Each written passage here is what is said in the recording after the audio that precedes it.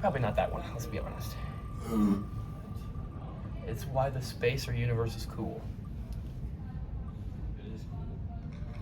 Why is failure the greatest teacher? That's pretty fire. Why not? Because she's gonna listen to this. I know. It's fine. We're in public speaking, guys. It's okay. How to deal with loss.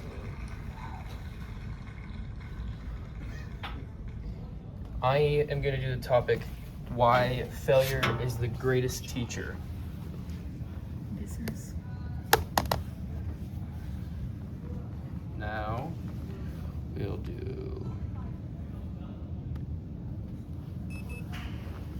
Timer's going. And now I'll do some thinking.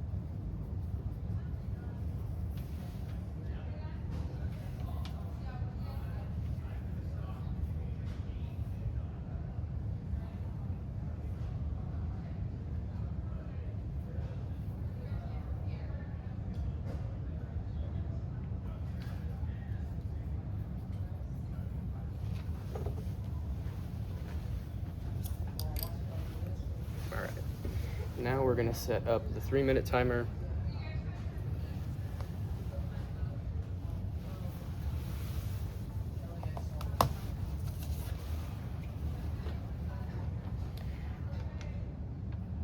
In today's speech, I'm going to talk about why failure is the greatest teacher. Have you ever heard the phrase, if at first you don't succeed, try again? That's because failure leads you to be a better version of yourself. Today, I'm going to inform you why failure is indeed the greatest teacher. I'm credible to talk about this because I have done a lot of sports and activities in my life through school, and I have competed and failed many times, and I have learned to get better from my mistakes. First, we'll talk about how failure builds resilience and a work ethic.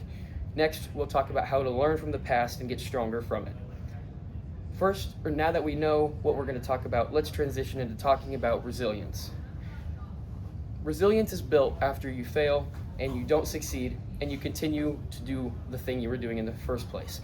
In sports, it can be that you fail and you lose a game and you have a couple losing seasons with your team.